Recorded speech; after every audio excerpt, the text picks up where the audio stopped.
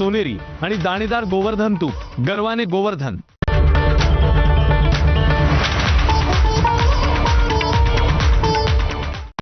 Headlines brought to you by Chitale बंधू।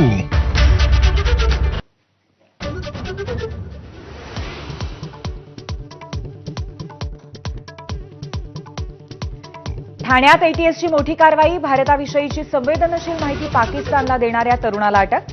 पाकिस्तानी गुप्तचर यंत्रणेच्या संपर्कात असलेल्या रवींद्र वर्माला 2 जूनपर्यंत कोठडी।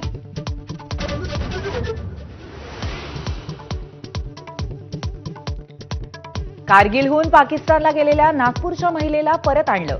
सुनीता जमगाडेला 2 जूनपर्यंत पोलीस कोठडी।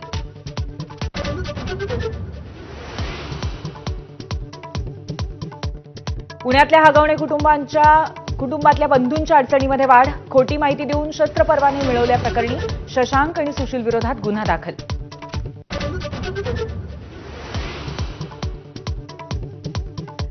वैष्णवी हुंडाबळी प्रकरणामध्ये पती शशांक, सासू लता आणि नणंद करिश्माला 14 दिवसांची न्यायालयीन कोठडी। वैद्यकीय कारणानं जामीन मिळावा, लता हगवणेंची मागणी।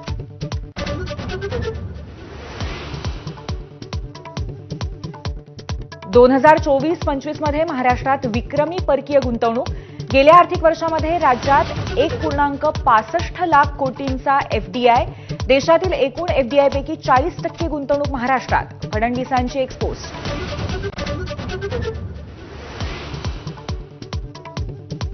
बिहारनंतर पंतप्रधान मोदी आज उत्तर प्रदेशात। मेट्रो, वीज, रस्ते, पाण्यासह 21,000 कोटींच्या विकास कामांचं उद्घाटन करणार।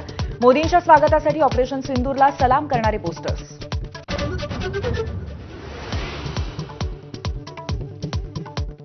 जम्मू काश्मीर दौऱ्यावर असलेले केंद्रीय गृहमंत्री अमित शहा पूंछमध्ये पाकिस्तानी गोळीबारामुळे बाधित झालेल्या कुटुंबांना भेटणार।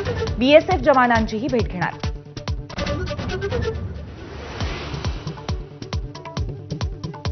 राज्यभरात झालेल्या पावसामुळे शेतीचं मोठं नुकसान।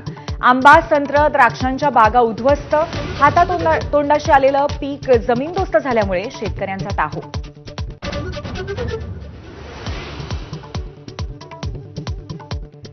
मुसळधार पावसामुळे मे महिन्यातच धरणं भरायला सुरुवात। बीडचं मांजरा आणि बिंदुसरा धरण भरलं। रत्नागिरीचं शीळ धरण तर पाटणचं महिंद धरणही ओव्हरफ्लो।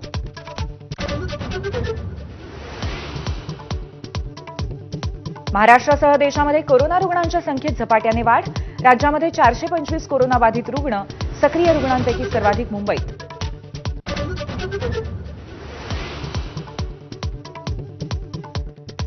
कोणालाही करा, मात्र गोकुळचा अध्यक्ष महायुतीचाच झाला पाहिजे। मुख्यमंत्र्यांच्या आदेशाने गोकुळच्या अध्यक्ष निवडीला नवं वळण।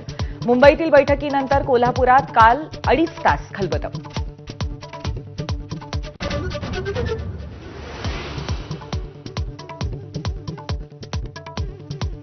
पुण्यात आज एनडीएचा दीक्षांत संचलन सोहळा। यंदा 17 मुलींची पहिली तुकडी पासआउट। इतिहासात पहिल्यांदाच एनडीएतनं मुलींची तुकडी सैन्यात।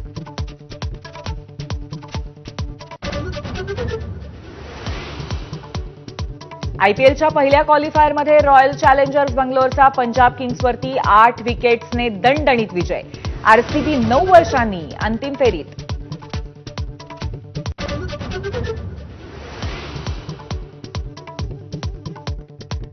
आयपीएलच्या एलिमिनेटरमध्ये आज गुजरात टायटन्स आणि मुंबई इंडियन्स यांच्यात लढत। विजयी संघ क्वालिफायरच्या दुसऱ्या फेरीत तर पराभूत संघ बाहेर जाणार।